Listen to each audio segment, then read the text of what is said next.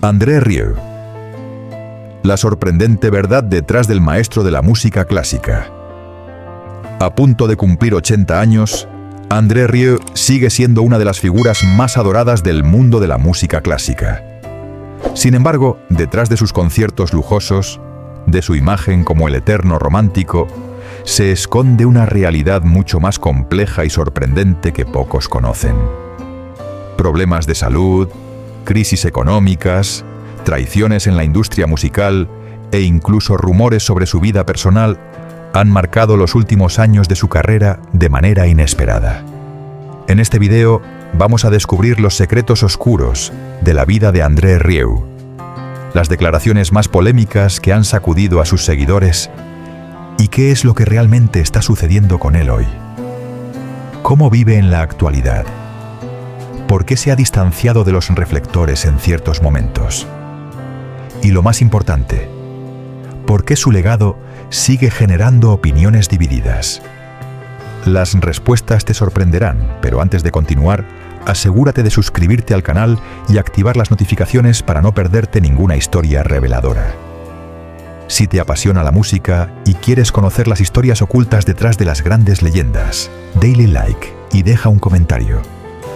Tu interacción es vital para que más personas descubran estas revelaciones. Además, si quieres apoyar al canal aún más, puedes hacer un super thanks. Pero no te vayas aún, porque la última revelación cambiará por completo la forma en que ves a André Rieu. André Léon Magie. Nicolas Rieu nació el 1 de octubre de 1949 en la histórica ciudad de Maastricht, en los Países Bajos. Desde muy pequeño, fue parte de una familia profundamente conectada con la música. Su padre, también llamado André Rieu, era un renombrado director de la Orquesta Sinfónica de Maastricht, lo que hizo que el joven André creciera rodeado de partituras, ensayos y conciertos desde una edad temprana. Para él, la música no era simplemente una pasión o una asignatura escolar. Era parte de su vida cotidiana, casi como si estuviera en el ADN de su familia. La casa en la que André pasó su infancia era un refugio para la música clásica.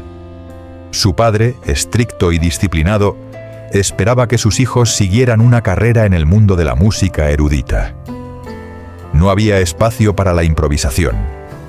Todo debía hacerse con precisión, sin margen de error. Sin embargo, lo que parecía un privilegio no siempre fue una experiencia fácil para el joven André. A pesar de crecer rodeado de grandes compositores como Beethoven, Mozart y Tchaikovsky, André sentía que algo faltaba. La música, para él, no debía ser solo un ejercicio técnico, debía ser una experiencia emocional profunda. A lo largo de su infancia, André vivió una relación ambigua con la música. Si bien amaba los sonidos que lo rodeaban, sentía que la rigurosa disciplina impuesta por su padre lo limitaba. Mientras otros niños de su edad jugaban en la calle, él se sumergía en horas de estudio, sintiendo que la música podía ser mucho más que solo una secuencia de notas perfectamente ejecutadas. El violín, el instrumento que su padre le había entregado desde temprana edad, fue una de sus primeras grandes batallas. Al principio no le resultaba fácil conectar con el violín. Le parecía difícil y demandante. Sin embargo, con el tiempo, el joven André comenzó a ver el violín como una extensión de su ser. Fue entonces cuando empezó a darse cuenta de que el violín sería su voz, una forma de expresarse que no requería palabras. Un día, algo cambió para siempre en la vida de André. Durante una de sus clases, escuchó por primera vez una pieza de Johann Strauss. Fue un momento revelador, como una epifanía. A diferencia de las composiciones más pesadas y solemnes que su padre solía enseñarle, la música de Strauss tenía algo etéreo, ligero y lleno de vida. Fue entonces cuando André sintió que su pasión por la música clásica debía ir más allá de las reglas estrictas de la academia. Este descubrimiento lo marcó profundamente, pues comprendió que la música no solo debía ser técnica, sino también emoción, alegría y libertad. Sin embargo, este punto de vista chocó con la visión de su padre, quien insistía en que la música clásica debía ser tomada con seriedad, como una disciplina noble, llena de respeto por las reglas y la tradición. Con el paso de los años, André se fue distanciando del enfoque clásico tradicional de su familia. Decidió fusionar su formación técnica con un enfoque más emocional y accesible al público. Fue entonces cuando nació lo que hoy conocemos como el estilo Rieu. Una mezcla perfecta entre la música clásica y un toque único de espectáculo, donde el violín se convierte en una herramienta para transmitir emoción, no solo para seguir partituras. Sin embargo, este enfoque rompedor no fue recibido con los brazos abiertos por parte de muchos dentro de la industria musical. A pesar de las críticas, André siguió adelante, convencido de que la música debía tocar el alma de las personas, no solo los oídos de los expertos.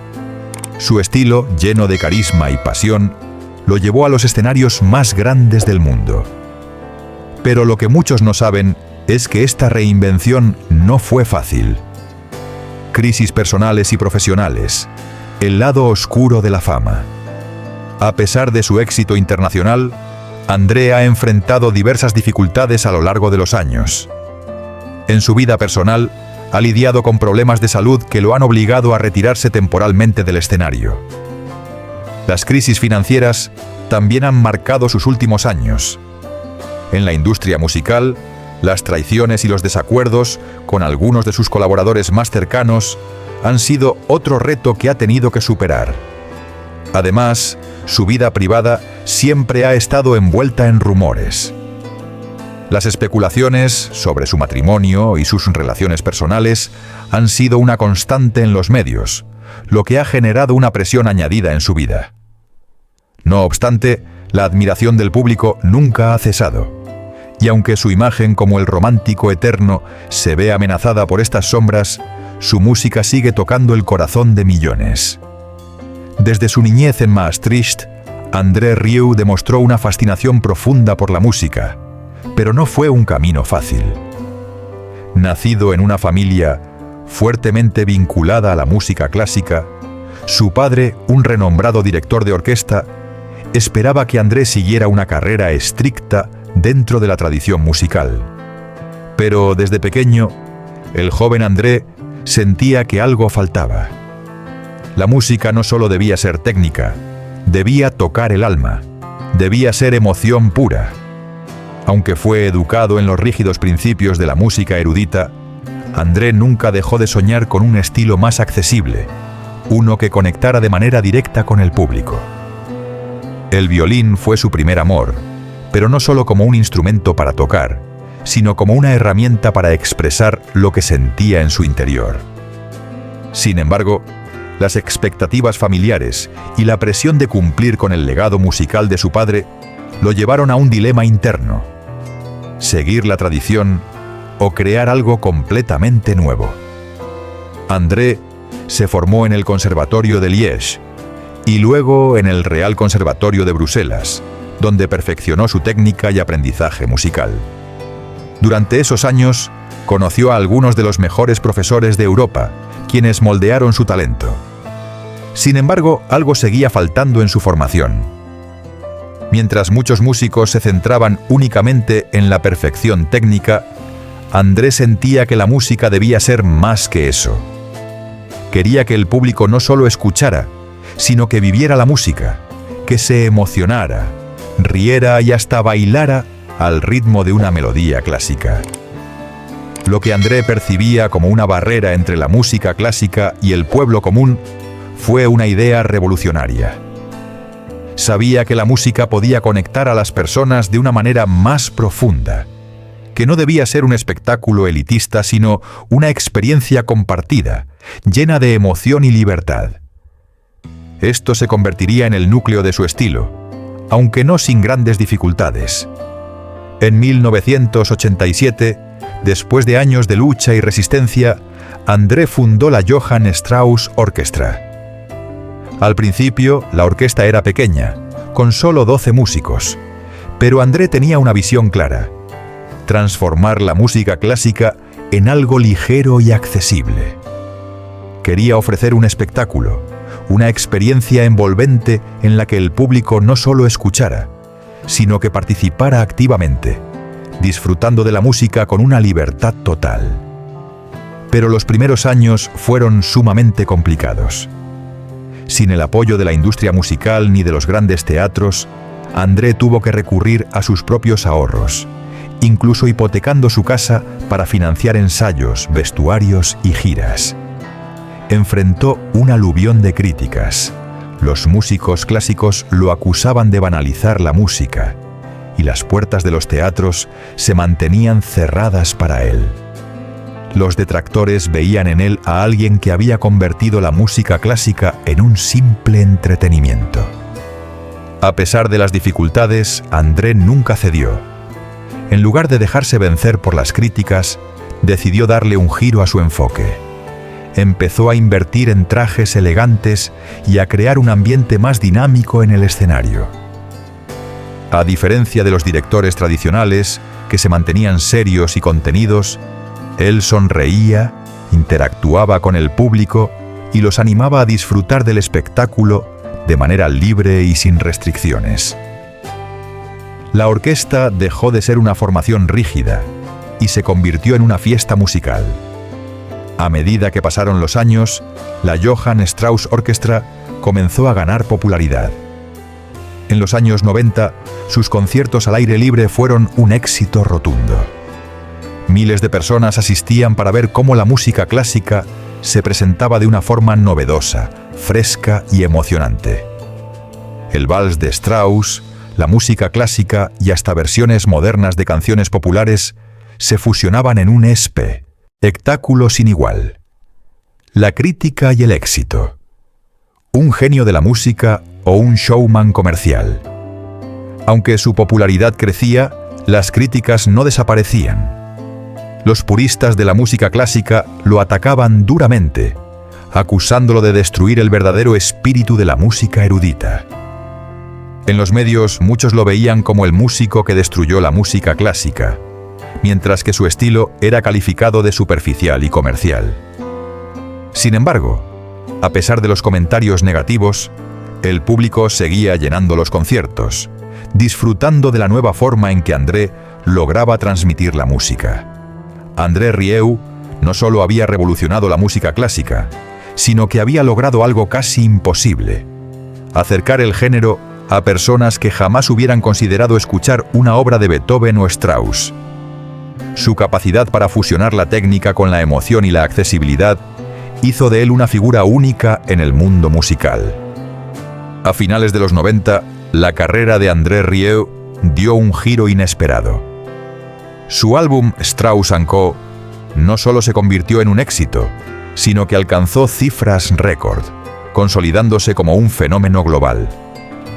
De ser un músico que luchaba por encontrar su espacio, André pasó a ser reconocido mundialmente, llenando estadios y arenas, algo casi impensable para un artista clásico. Su estilo vibrante y su capacidad para conectar con el público le valieron el título de El Rey del Vals. Pero este éxito no fue fruto de la casualidad. Desde sus primeros pasos en la música, André siempre tuvo claro que su misión era distinta a la de muchos de sus colegas. Para él, la música debía llegar al corazón de las personas, y si eso significaba desafiar las normas establecidas, estaba dispuesto a hacerlo. A lo largo de su carrera, rompió con las convenciones del mundo clásico para crear un espectáculo único, donde la emoción y la diversión fueron los protagonistas. A lo largo de los años, uno de los pilares en la vida de André ha sido su esposa Marjorie Rieu. Desde su matrimonio en 1975, Marjorie no solo ha sido una compañera de vida, sino también una socia fundamental en el negocio. Mientras André se centraba en la música y los conciertos, Marjorie, una mujer discreta y reservada, gestionaba las negociaciones, contratos y estrategias para llevar a la Johann Strauss Orchestra a convertirse en el fenómeno mundial que es hoy, Aunque siempre ha preferido mantenerse fuera de los reflectores, su influencia en la carrera de André es indiscutible. André mismo ha declarado en diversas ocasiones que sin ella su carrera no habría sido la misma. Mientras él se entregaba al escenario, Margery se encargaba de los aspectos más prácticos y empresariales, asegurándose de que todo funcionara a la perfección. Juntos, André y Margery formaron una familia que, a pesar de la fama mundial, intentó mantener un equilibrio. Tuvieron 2 hijos, Marc y Pierre, quienes crecieron rodeados de música, pero sin la presión de seguir los pasos de su padre. André siempre fue muy claro en su deseo de mantener a su familia alejada del ruido mediático, buscando que sus hijos tuvieran una infancia tranquila y normal. Pierre, aunque decidió no subirse al escenario, se integró al mundo de la música desde un ángulo diferente. Se convirtió en el encargado de gestionar la empresa musical familiar, organizando giras y producciones, y supervisando todo lo relacionado con la logística y la imagen de su padre. A pesar de tomar un camino distinto, Pierre desempeñó un papel esencial en la expansión del legado musical que André y su familia habían construido. No todo en la vida de André ha sido fácil. El ritmo de trabajo, las giras constantes y los compromisos profesionales lo alejaron en muchas ocasiones de su hogar. A pesar de sus esfuerzos por estar presente en la vida de sus hijos, la apretada agenda de conciertos y ensayos lo mantenía lejos de su familia durante largos periodos, lo que afectó en algunos momentos su relación familiar. André mismo ha reconocido que hubo momentos en los que tuvo que tomar decisiones difíciles, como suspender compromisos importantes para estar con los suyos. A lo largo de los años, también surgieron rumores sobre su vida personal. Las especulaciones sobre crisis matrimoniales y posibles separaciones no tardaron en aparecer, pero André siempre se ha encargado de desmentirlas, afirmando que su relación con Margery está basada en la confianza y el respeto.